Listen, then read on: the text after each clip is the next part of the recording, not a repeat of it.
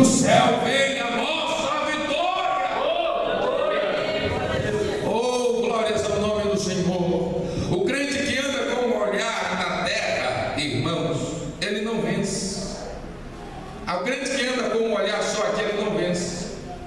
O porco, ele era um animal que para os judeus era um animal impuro. Eles nem serviam para comer, eles eram proibidos de comer a carne de porco. E você já observou que o porco, ele não tem a flexibilidade da coluna, a qual faz com que ele olhe para o céu? Ele só anda assim.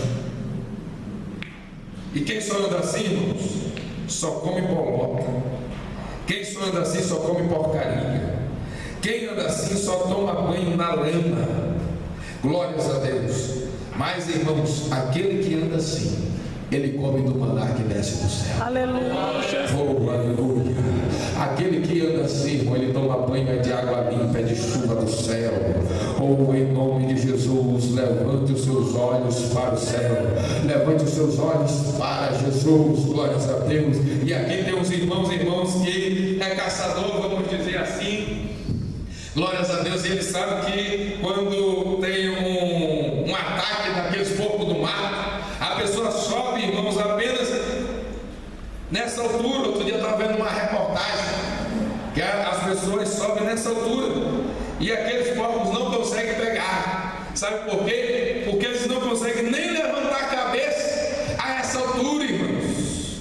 Aleluia. O crente tem que olhar para o céu, meu irmão. Comece olhando para o céu, porque quando você olha para o céu, você tem ânimo para orar, você tem ânimo para jejuar, você tem ânimo para ler a palavra, e você tem ânimo para vencer o pecado. Por quê? Porque no ato que você for pecar, a primeira coisa que você vai olhar para o céu e dizer: Jesus está me vendo. O pastor não está vendo, os irmãos não estão vendo, mas Jesus está me vendo. Tudo está nu e patente aos olhos do Senhor. Meus irmãos, Deus está vendo tudo. Não se esconde ao Senhor. Em nome de Jesus, comece a andar olhando para o céu. Aqueles irmãos, apesar de tudo isso, em algum momento de suas vidas, eles começam a cair em um desânimo. Já tinham suportado tudo e agora eles estavam começando a apostatar da fé. Nós temos que ter cuidado, irmãos. Aquela pessoa que às vezes pensa que nada atinge ele e de repente vai deixando de vigiar, vai deixando de fazer uma coisinha aqui, o pastor orienta e acha que não tem nada a ver. Cuidado, irmãos, que é nesse momento que o inimigo começa. Eles tinham passado por tudo e agora estavam pensando em retroceder. Meus irmãos, é por isso que mais para frente nós vamos ver o autor da Epístola aos Hebreus dividindo aquele povo em duas classes. Quando ele diz assim, nós vamos começar do versículo 38. Mas o justo viverá da fé. A primeira base da nossa vitória é termos fé. A segunda, ele diz assim: e que o Senhor dizendo, e se ele recuar, a minha alma não tem prazer nele. A primeira parte da leitura que nós fizemos, o Senhor está animando o povo.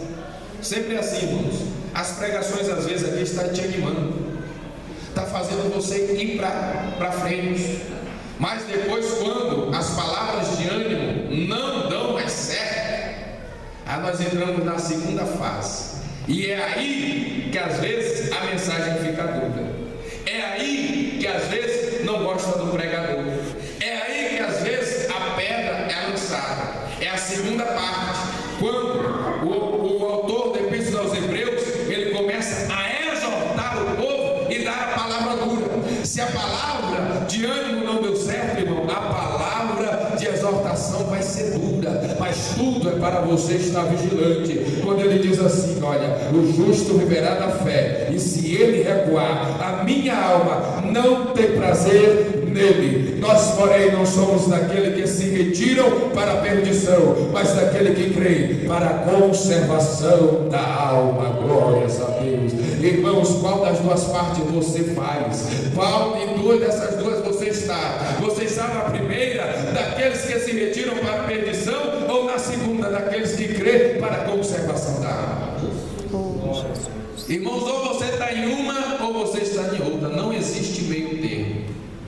Ou você é daqueles que se retiram para a perdição, que desviam, que retrocedem, que começa, irmãos, aqui dentro é uma pessoa e lá fora é outra, no oculto é outra pessoa, e aí você começa a ser retirado para a perdição.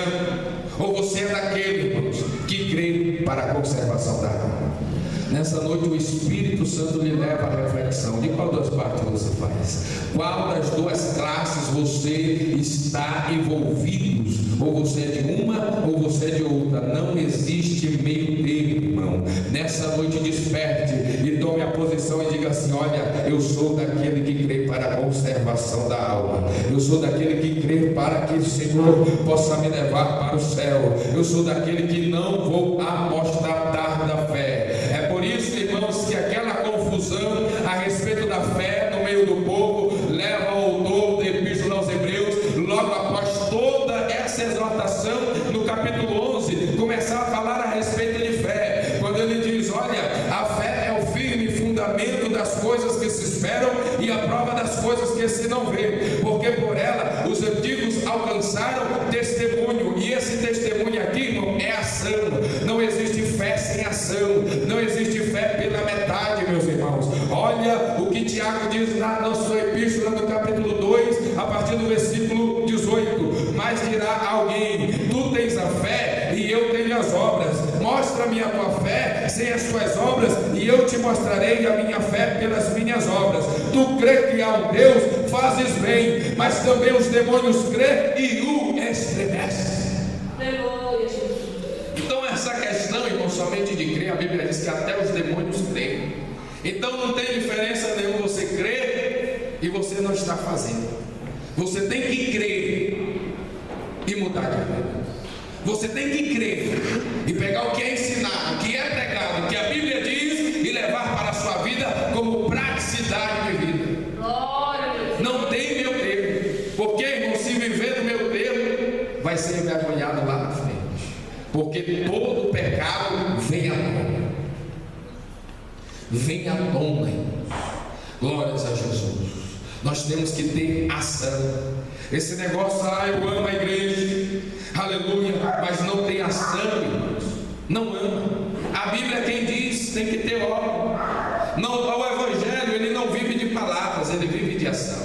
O cristianismo é uma religião de ação. Todas as outras, irmãos, é uma religião que às vezes não exige ação, mas o cristianismo exige ação. É uma religião de ação. Por quê? Porque a nossa fé, ela é mostrada pelas nossas ações. Como está a sua vida? Como está a sua ação diante de Deus? Oh, aleluia! Como é que você está com a sua igreja? Como é que você está com o Senhor? Aleluia! Irmãos, nós temos que saber que Deus é Senhor. Nessa noite eu convido os irmãos para ficar de pé. Nós vamos orar nessa hora. E você, irmãos, ou falando ou com sua mente, você vai falar com Deus e colocar sua vida nas mãos do Senhor. E as suas ações, porque as suas ações, elas não passam despercebidas aos olhos de Deus. Deus vê, irmãos, Deus vê tudo. E às vezes as vitórias não vêm, as vitórias não vêm, as vitórias não vêm, e nós ficamos: por que as vitórias não vieram? Em nome de Jesus, nessa noite, desperta. Desperta, feche seus olhos. E agora é você e Deus, irmãos. É você e Deus. Fale com o Senhor, fale com as suas próprias palavras.